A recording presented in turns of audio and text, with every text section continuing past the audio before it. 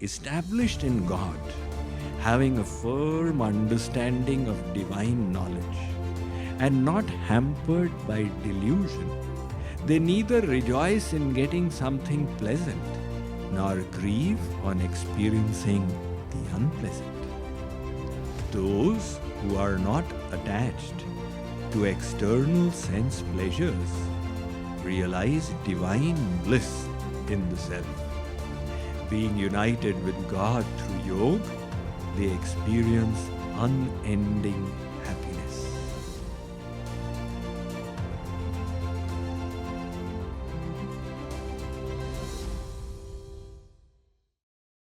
So this is the sthira buddhi, sthita pragya, that when something pleasant comes, they don't rejoice. When something unpleasant comes, they don't lament, because they are rejoicing in higher things. So the first part, what he is saying, this is the state of equanimity, which is also the goal of the vipassana sadhana. So the vipassana sadhana aims at this. It says that we become attached to pleasures and we want to run away. We become averse to pains. And then repeated savoring of those pleasures leads to addictions. So somebody is addicted to cigarettes, somebody is addicted to junk foods, and so on, so forth. So Vipassana offers a way of conquering these. And it has got an interesting theory. It says that you are thinking that you are addicted to junk food. It's not very correct. Your addiction actually is to the pleasure that you get from the junk food. So now you learn to control. Learn just to be aware when those senses are tugging at you and don't immediately respond. So in Vipassana sadhana, they do it for the 6-day camp. They sit from morning till evening, just sit. The legs complain, can I get up? No, just tolerate. And then the stomach says, can I eat? No, not until evening. So they enhance this quality of tolerance a lot. And if you do it rightly, people have come and tell me, Swamiji, in 6 days I got free of my addiction of smoking. Because you grow that willpower. So Vipassana is also bringing us to the state of equanimity. Only thing, it is a negation of the negatives. Means from minus y-axis you come to 0. Slightly unstable condition. And that is why I have also seen people, they came out of a 6-day Vipassana camp and the wife tells the husband, come, let's go and have some French fries and cheeseburgers. Enough of this. So like the pendulum, it swings from one side to the other. Now, through the path of bhakti, you can easily accomplish what the Vipassana accomplishes and much more. In this path of bhakti, you are not only withdrawing your senses from their objects, you are also giving them a higher pleasure. And that higher pleasure makes it easy to give up the lower pleasures. It's one thing to say, okay, give this up, give this up, give this up. Oh, really, I need to give it up. But there's another. Some person was eating a cheese ball and you placed a rasmalai in front. That person automatically got detached from the cheese ball because something more attractive came. So likewise, Sri Krishna says, established in God, now they reach that state where they neither rejoice in getting something pleasant to the senses, nor do they grieve in getting something unpleasant for the senses. The pursuit of happiness, that freedom to pursue it, is integral to the Constitution of the United States. That all citizens have the right to liberty, justice, and the pursuit of happiness. But the point is, how will you get that happiness? That is a big thing. Once I was in India Gate in Delhi, and Kaka Hathrasi also happened to be there. So at India Gate, he was searching for something. And I asked him, Kaka, what are you searching for? So he said, Swamiji, I am searching for my keys. I said, where did they fall? Because I'll also help you search for them. He said, they fell in my house. I said, then why are you searching out here? He said, I don't have light in my house. There is light out here. Let me search here. So now we say that Kaka was crazy. But the saints say that we are also crazy.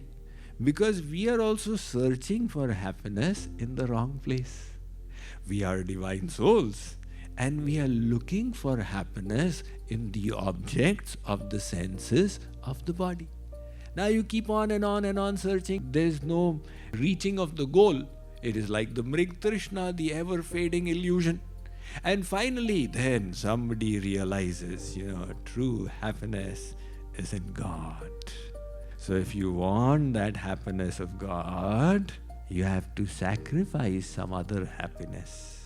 There are no free lunches. In the world also there are no free lunches, right? And Bhagavan also says there is no free lunch. You say, I want worldly happiness, I want to enjoy that also. And I also want your happiness, Bhagavan. Bhagavan says that will not be possible. Why? You have one mind. Either you attach the mind here or you attach the mind there. Kabira manuva ek hai, bhave jahan lagaya, bhave hari ki bhakti kar, bhave vishaya kamaya. Either attach it to the objects of the senses or attach it to God. So if you want to attach it to God, you have to sacrifice some amount of worldly pleasures. One girl, with her mother, she had gone to the market and she discovered a beautiful necklace. It was made of false pearls, but it was so attractive and there was a price tag of $18. Girl said, Mummy, I want this. Mummy said, Beta, do one thing. In your piggy bank, you must be having something. And grandmother is coming for the weekend, you ask her for a little. And you do a few chores for me in the house, I'll give you a little. So she accepted the plan, she broke open her piggy bank and then she also did a few chores and then she asked her nani to give something and she reached that $18 plus the tax. So mummy drove her and they purchased the mala all with her money. She wore it, she was so proud. When Papa came from the office, she displayed, Papa, look at my mala. I've got it all with my money. So Papa used to put his little daughter to sleep. At night, he would sing a lullaby, tuck her in bed. A few days went by and Papa was tucking her to bed. And he said, Beti, do you love me? She said, yes, Papa. How much do you love me? So much. No, you don't love me. Yes, Papa, I really love you. If you love me, will you do what I say? Yes, Papa, I'll do what you say. Give me the necklace. Oh, Papa, then you don't love me, I was telling you.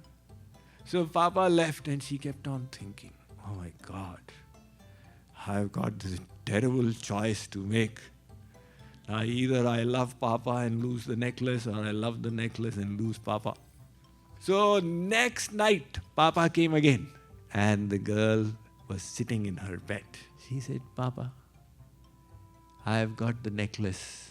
She had put it under the pillow. She took it out. Here, take it. Papa took it.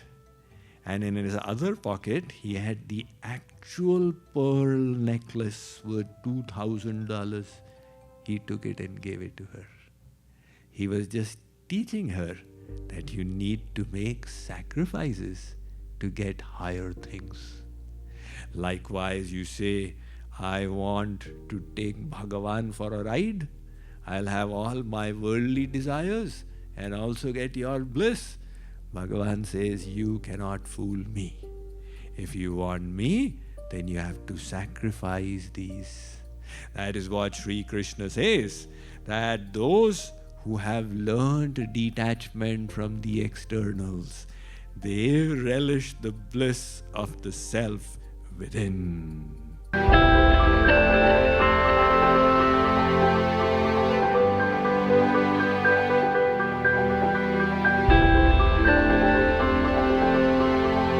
Arjuna Uvacha.